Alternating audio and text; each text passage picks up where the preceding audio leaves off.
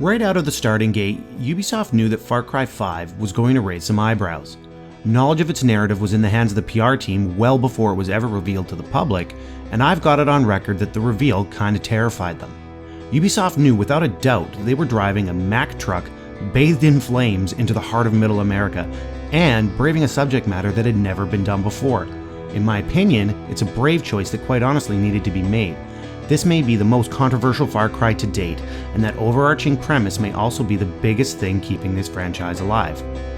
In the lead up to Gamescom, I had the chance to get my hands on Far Cry 5 for the first time in a new demo, and while I enjoyed what I played, it still felt very, very familiar. We all know the Far Cry formula by now. The composition is so note for note that many gamers even refer to Far Cry 4 as nothing more than Far Cry 3.5. It was an entirely new story with an entirely new villain in Pagan Min, but familiarity was the name of the game, and as we all know, familiarity breeds contempt. It was safe, and if we're being honest, Vast did it better. Move forward just over a year and we saw Far Cry Primal, which still felt like Far Cry, but presented it in a fresh way that invigorated what was very close to becoming stale like day-old bread. And here we are with Far Cry 5. Taking place in the fictional Hope County, Montana, as you take on the job of shutting down the brutal and violent Eden's Gate cult. Releasing 2 years and 4 days after Primal, we see the return to modern times and spoken English.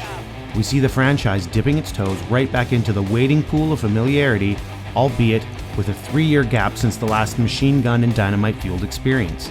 The question remains, of course, can this bold narrative carry the game over with fans who have tired of the Far Cry formula? The addition of Guns for Hire with Boomer, Nick Rye, and Grace Armstrong gives us something new to play with and certainly adds freshness where it's needed. I chose Grace to accompany me on my playthrough, and while I was too busy running for my life to utilize her properly, I saw someone much better than me use her perfectly. Positioning Grace on a nearby water tower during a liberation mission, she picked off enemies from a distance while he prowled in from behind, taking out distracted enemies at will. At that moment, I had exactly 2 thoughts. Wow, that's really cool, and I need to get better at Far Cry. One of the missions at our disposal had us commandeering Nick Rye's float plane to do a bombing run that climaxed in a dogfight with Eden's Gate cultists and was probably my highlight of the demo. Granted, my Crimson Skies piloting skills escaped me in that moment, but the music pumped up and I was fully into it.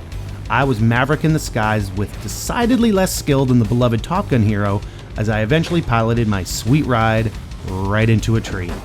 The key takeaway, of course, being that it was immensely entertaining to do so. Our time with the demo was short, and after liberating the small town of Falls End, I spent most of my time either running from cultists or hanging out at a nearby watering hole trying to get the catch of the day. A friendly fishing contest between myself and a few other journalists on hand had my 51.6-pound beauty fall short of the 56-pound winner, much to my dismay. Obviously, I only experienced a small taste of what Far Cry 5 has to offer, so even as a preview, I feel like I'd need a great amount more time to really get a strong feel for it. My introduction to the game's cast of characters, sprawling countryside, and disturbing, if not uncomfortably realistic antagonists, have me interested enough, but I'm admittedly left wondering if they'll continue to entice me through the entire experience. What I played was great fun, but as I mentioned earlier, it was also familiar. There's definitely a reason that Far Cry has been successful enough to hit this 6th entry, and that's simply because its open world formula works. Play the game how you like, at the pace you like. When you hit this many games though, like anything that's been repeated, you run the risk of burnout. In the case of Far Cry 5, it's coming in with a few changes, some sweet 4K graphics for those playing on a PS4 Pro or Xbox One X, and a narrative that's about as provocative as it gets. My early impression is that it's pumping some much needed adrenaline into the franchise, but with so many things still unknown, we have much more to see yet.